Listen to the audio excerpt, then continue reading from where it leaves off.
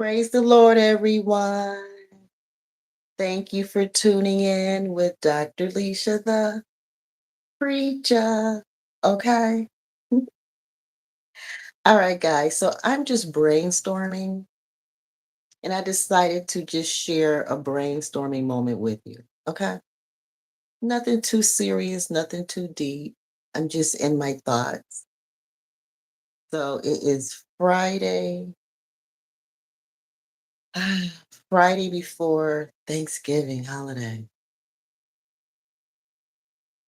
And so at first, I was, spending my entire day thinking that I was gonna, go hang out tonight, just go, have a meal and a drink, the bar and grill kind of thing.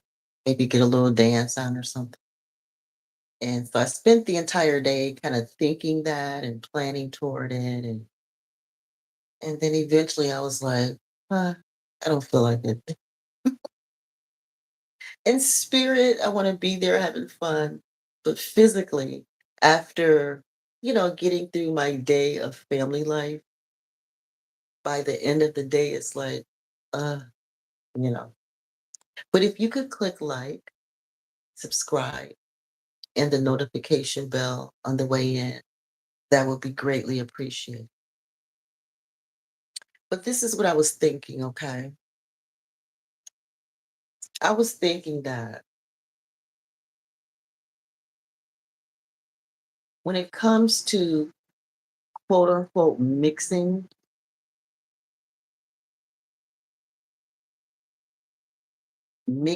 of the nations or mixing of the races, tribes, the different types of people when it comes to mixing, interracial mixing, that kind of thing. Um,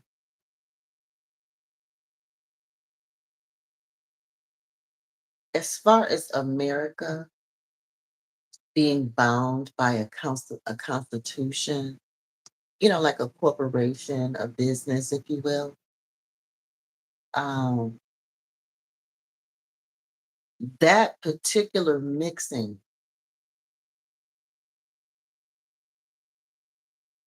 primarily is the white man as the owner and his property is anything below him, his wife, his children, his land, his animals, his slaves, you know. And right off the rip, from the beginning, slaves were a part of this constitution, this agreement, the foundation. So, of course, emasculating the black man through buck breaking or whatever, doesn't produce offspring, you know. But laying with the black woman produce offspring, more slaves, more people. And this happened for many, many, many years, like hundreds, at least four. So let's just say this type of breeding occurred for up to 400 years.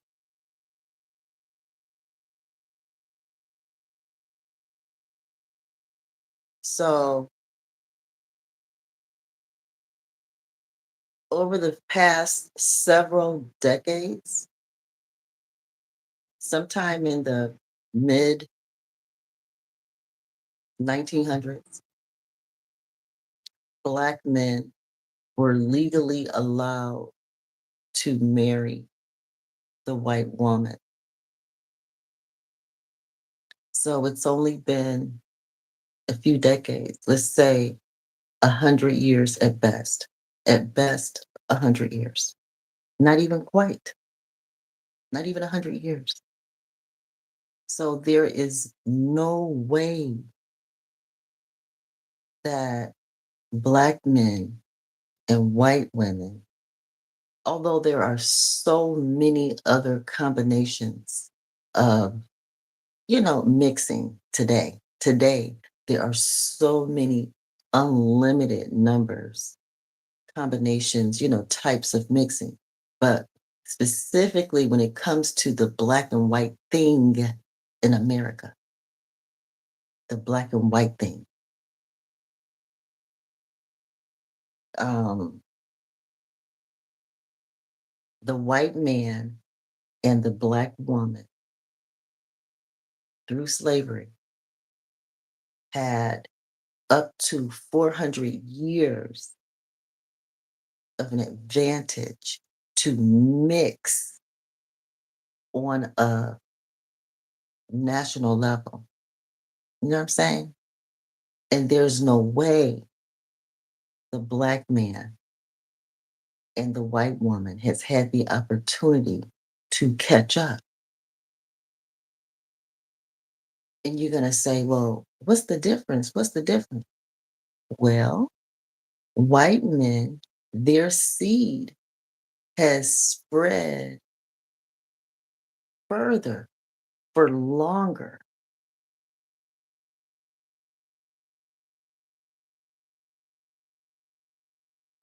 The black man's seed is spreading, it's spreading, but it hasn't had the time to multiply. It hasn't.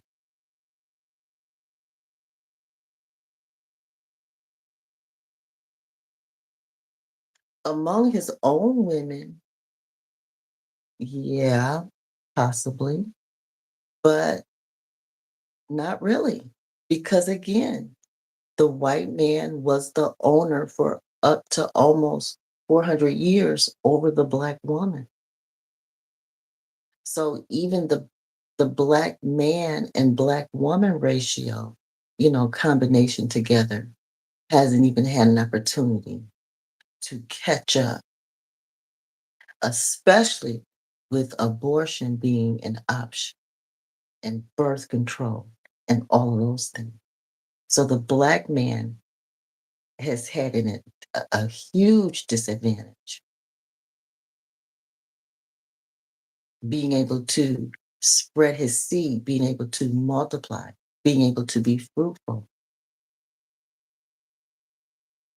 So, with that being said, with the white man's seed being spread far and wide for all these hundreds and hundreds of years, even though the white man, began to, you know, start planting his, you know what I mean? Um,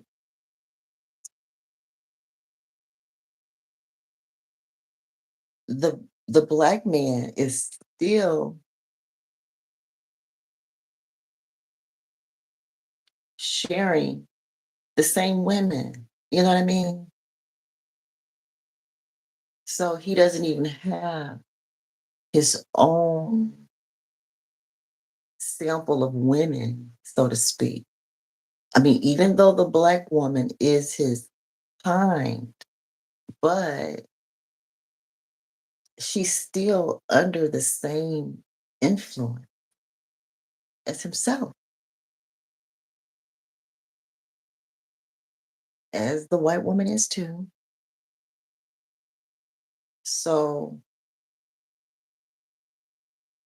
how can the black man ever really truly gain the momentum, the access, the leverage in America? How can he ever? It's not designed for him to. Not with the same population of women that white men have access to. I'm talking in America. Maybe in other countries it's set up differently, of course.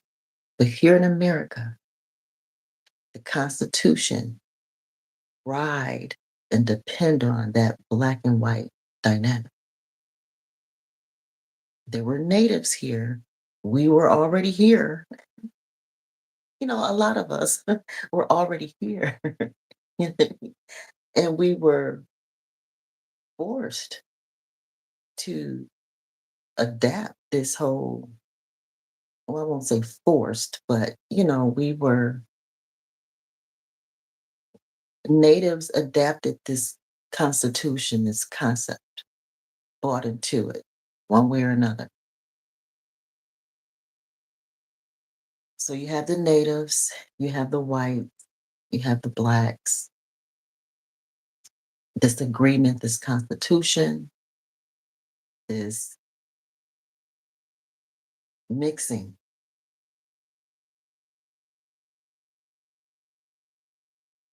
And over the time, who's considered white became an application process. So, where only a few people were considered white originally, now white, the list is much larger. And I believe that we're challenged today to reconsider, redefine who is a black person. Who is a black person?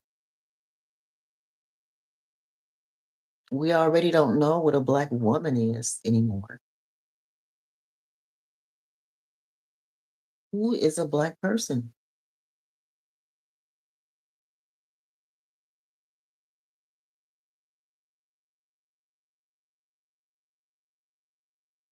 You know? So if the position of whiteness is not up for debate, which maybe it is. Like to me, okay, again, I'm just brainstorming, talking crazy talk. Okay. This is just crazy talk. To me, our president, Trump, is not a white man. He is not an American constitutional, generational white man. He's not. Not to me, maybe to you. To me, he's an immigrant family. Even if, Trump himself may have been born here, but his parents weren't. His parents were not born here. To me, he's an immigrant family. He's not a white man to me, not the American white man type.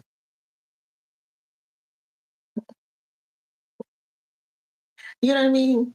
Guys, originally, what was a white man originally? The original white man is not limited to him anymore. It's the list has grown. And I think today, who's considered a black person is being compromised. What is a black person? Is it limited to the color of a person's skin, really?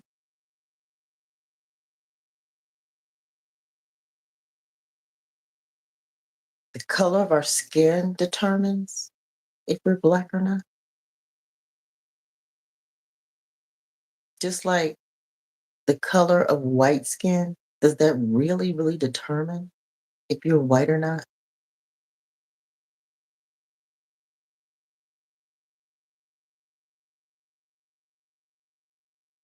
There must be another way to determine these things other than looking at somebody's skin.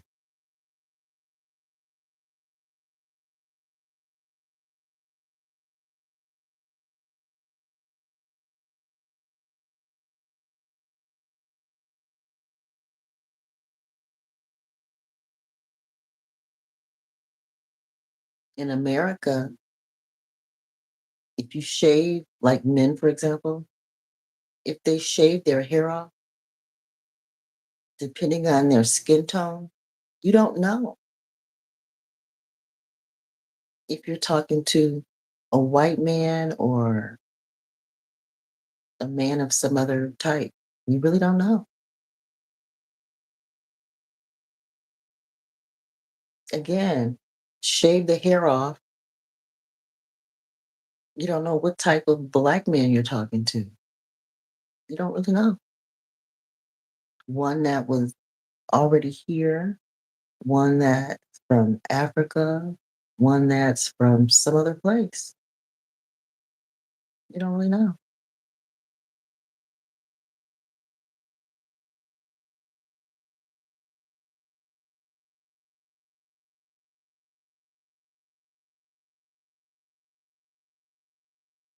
So I'm just talking.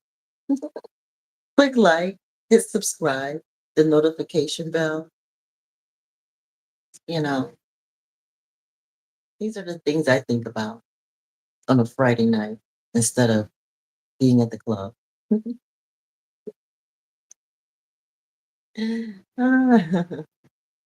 That's just me, you know. So I don't know. I think we all need to think about all this mixing, you know. I'm not saying that people shouldn't do what they want to do. Of course, do what you want to do. I do what I want to do. I do what I want to do. Do what you want to do. But most of us, as we consider the things that we want to do, you know, we weigh out the good and bad about it. So that's why it's good to have these type of conversations, give us something to think about so that as we're weighing out the pros and cons, we can justly decide within ourselves, is this something I want to do or not?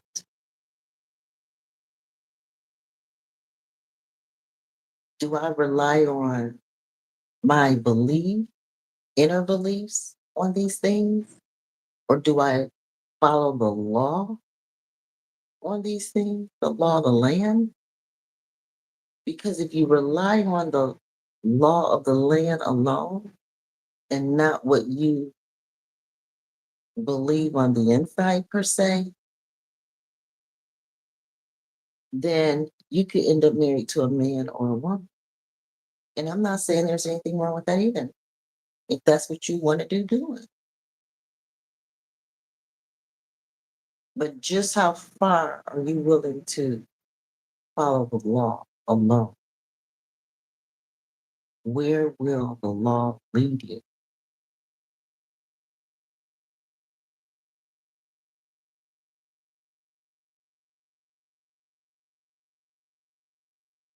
You know, click like, subscribe, hit the notification bell. So there's a scripture in the Bible that says something like this. It's paraphrased. I'm not one of those who memorize word for word for word for word because I can always just go back and read it, you know. But it says something like, all things are lawful, but all things are not expedient or good for you per se, you know. So when I really think about America and the advantage that the white man had and still has till this day of having hundreds and hundreds and hundreds and hundreds of years of breeding advantages, regardless to how the breeding occurred through his wives, women, other women, slaves, however he breeded, he had a huge advantage. over the black man for hundreds of years. The black man cannot catch up. He can't catch up, not even with his own women. He can't catch up because the white man owned the black man, the black women, and the children. He owned them all and had the option to sell everybody off, to keep the family broken up, to keep his advantage going. So when it was finally legal for the black man to marry the white woman, which also, which sounds strange, gave the black man and the black woman additional marriage support. The black man having access to the white woman also gave the black man additional strength with the black woman, if he so choose.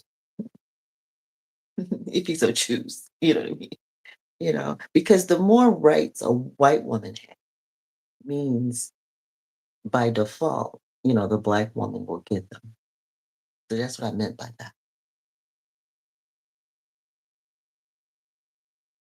So again, so black men have only had legal access to white women for less than 100 years. It's been less than 100 years. So there's no way black men have had an opportunity to multiply and be fruitful and, you know, there's no physical way, no, there hasn't been enough time. And then there's been all these obstacles, such as, abortion, birth control, um, you know, changing the laws to the point where even two men can get married. You know what I'm saying? All these are obstacles, things in place to keep the black man from being able to be as fruitful and multiply right here in America.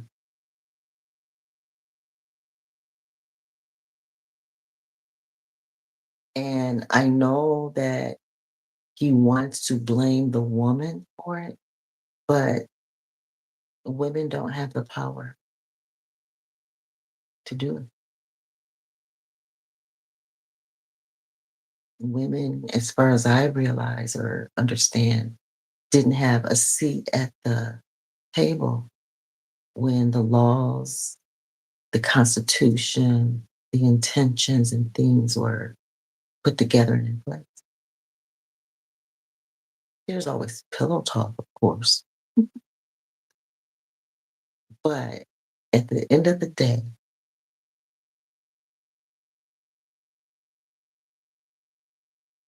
this has been a white man's world, whether good or bad, and the rest of us are players in it.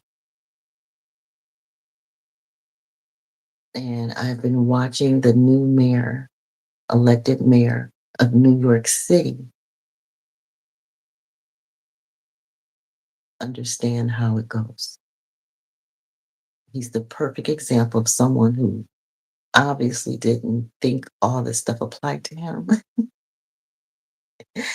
but he has a very quick awakening as to how it goes here. He's like, oh, my bad.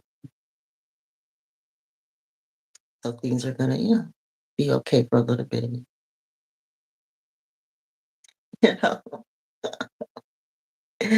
But I'm out of Michigan, and I'm aware of Dearborn, and that part is more than just Dearborn. It's a large, population in that southern part, um, Michigan, and I've observed it grow over the years, and you know, whether good or bad, I'm impressed when people unite. I'm impressed, whether good or bad. I'm impressed. Unity is beautiful to me, you know. But if we who are already here don't like something, well, then we can change it. But in the meantime, these people have united and have grown, you know, and isn't that what America's supposed to be about? Everyone has an opportunity. They just need to be cultured, you know.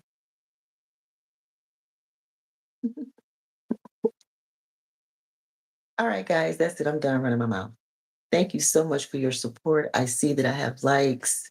I don't have a comment section on today, um, but I thank you for your support. My channel is growing. It's a new channel. I do have a channel, an older channel that's um, has over 1 million views. Um, so I decided to, start fresh and started this channel here and just talk, share my stories, you know, share my growth, share how I, view things in life in the world. mm, my views are limited. I was born and raised um, in the hood, Detroit, Michigan, inner city, large inner city kind of thing. So my views are very limited, even though I did go to college and all that kind of stuff. And I went all the way up to a PhD, and that was fun. But at the end of the day, I was mostly a stay at home wife and mom, you know, watching, supporting husbands go live their best life. And so they're on with their new wives, still living their best lives.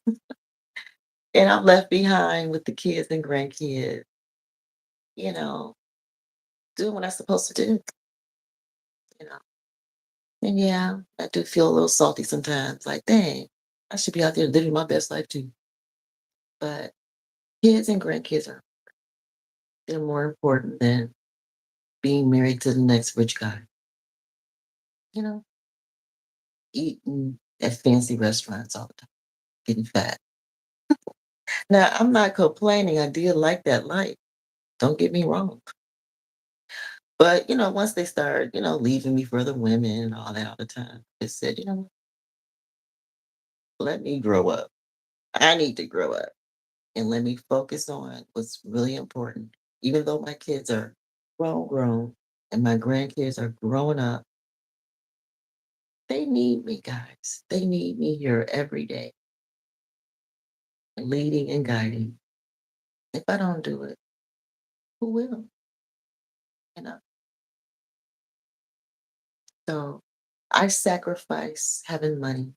I sacrifice, dating the next best thing so that my kids and grandkids can have a chance that just the basics for real, you know, good life.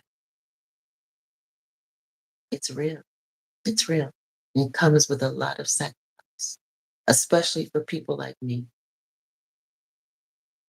I believe I am no stronger than the weakest link in my family. And currently, that would be my grandson that's not even 2 years old. Until he's a millionaire, you know, I'm not either. It's a weird thing to say, but that's really how I believe. Until he's where I want to be, I'm not there. And he's too young to make any of these decisions. So I have to act on his behalf until he can make his own choices.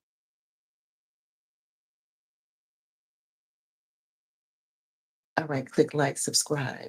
I'm just talking stuff. So let me go finish my little salmon and fries. And, maybe a glass of wine. Sounds good. All right, guys, you all be blessed. Thank you so much for listening. I just be thinking about stuff like that. Even though my husband cheated on me and married other women and stuff, I still feel good that I gave them my best and that they are living good lives.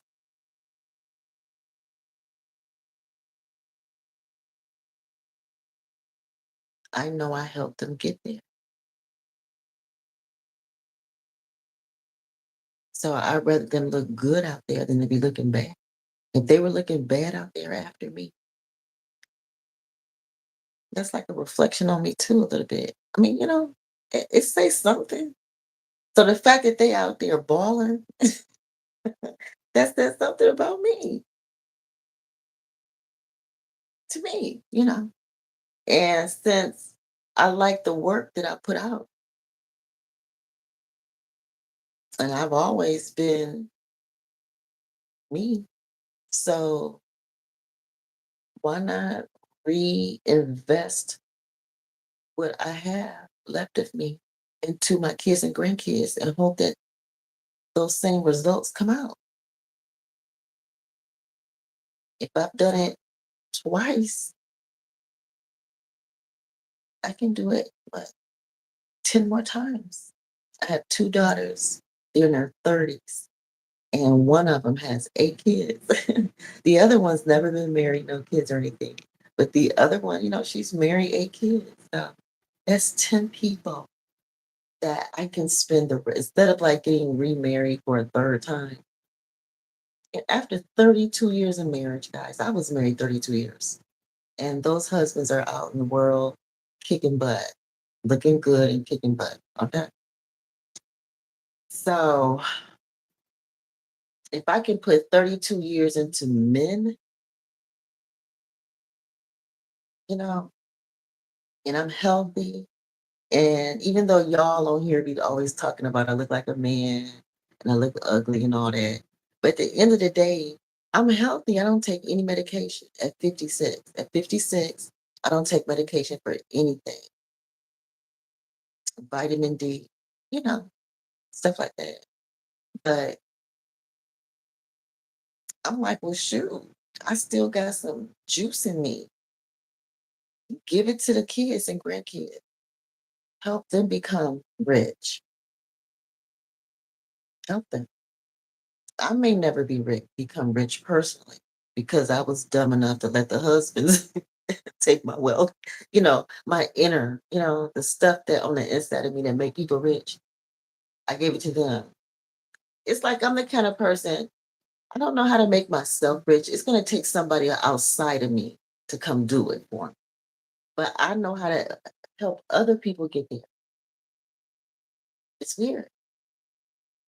But I don't know how to do it for myself. It's like I don't even want to do it for myself. But I love doing it for other people, help them get to the next level. I love it.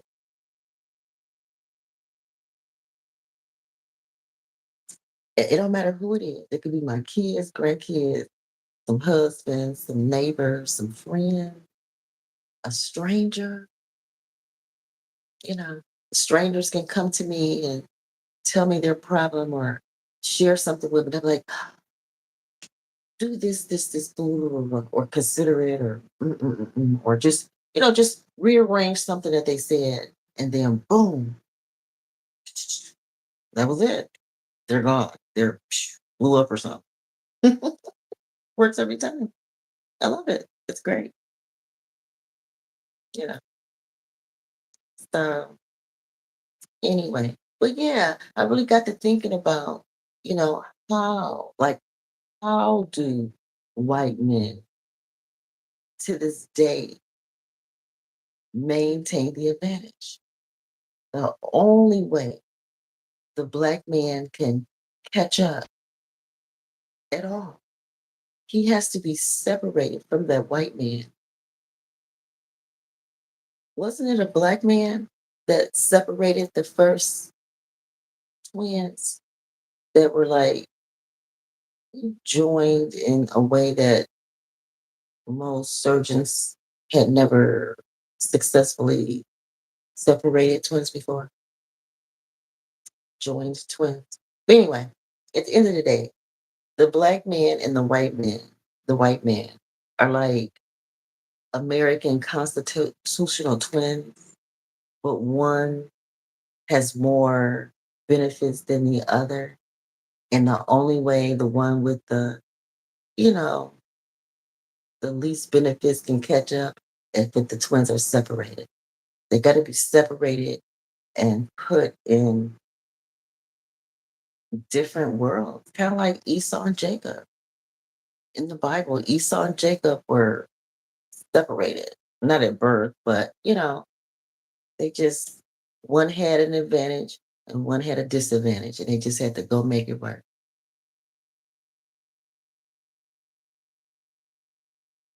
Just like my marriages. When it was time to separate, they got the advantage of having the money and going on getting new women and whatever.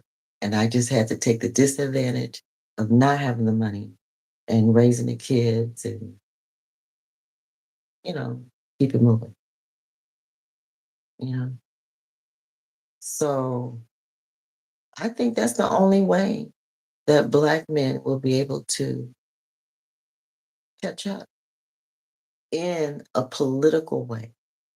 You know, of course, the black man has never been behind, not in the natural sense, not in the spiritual sense, not in any sense, just politically, just legally, just the way, you know, things have been set up from the beginning. It's like,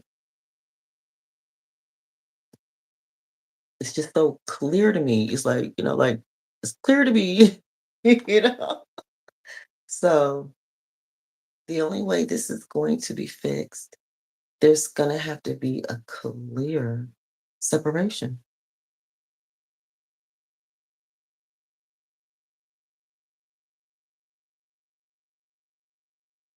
I could be wrong. If you have other suggestions, that would be great. This is just me brainstorming.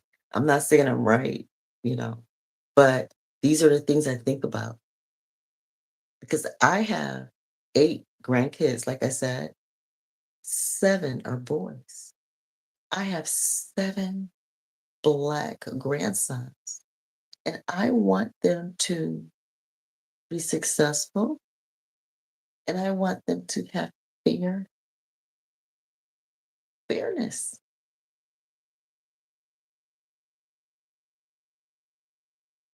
And think about how can America be fair to my grandson?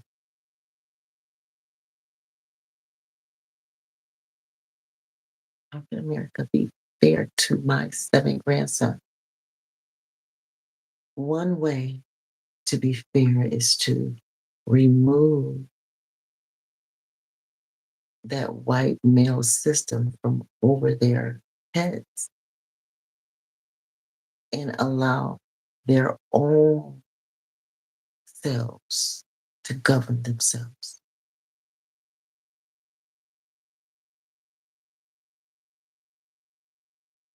the good and the bad. Take it both, like we've been doing under the white system. You know what I mean? We've had to take the good and the bad, you know. So I don't see why we can't do that with the black man, his system, the good and the bad of it.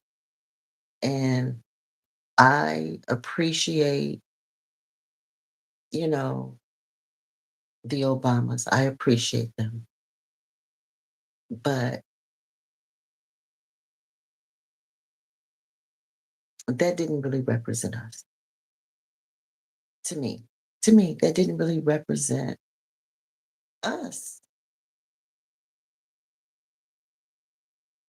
Enough. Not enough. We need our own. We need our own. We need our own. We need our own.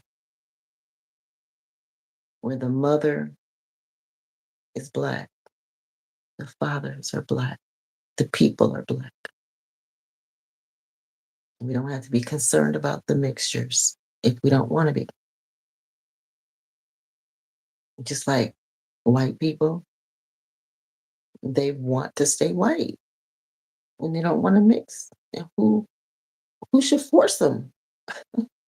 If mixed people want to stay mixed, then let them. I think that all people should exist.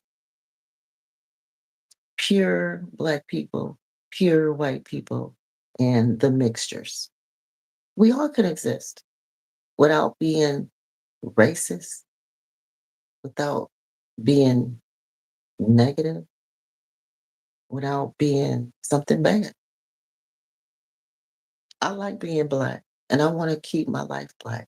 And I like that I have black kids and I want them to have black kids if they want that option. And there shouldn't be anything wrong with that. And if my, neighbors across county or so want to keep their county white and their family people white, I don't have a problem with that. Me. And if there's a county or so over there that want to stay mixed, let them. If there's a county or a whole state that want to be Muslim, what's wrong with that? Let them. Let them pray all day and night if that's what they want to do. How does that hurt anybody? I'm just saying the America is large enough where everyone can have a thing without anyone feeling like they have to take over somebody else. There's plenty here. Let's all spread out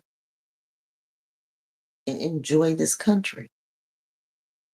I don't have to stop being black because you want to be what you want to be. And you shouldn't have to stop being white because I want to be what I want to be. And if you want to be mixed up, then do it. That's just how I look at it, you know. But if somebody from some other race, nation, or whatever steal from me, out of pocket with me, oh, you gonna hear about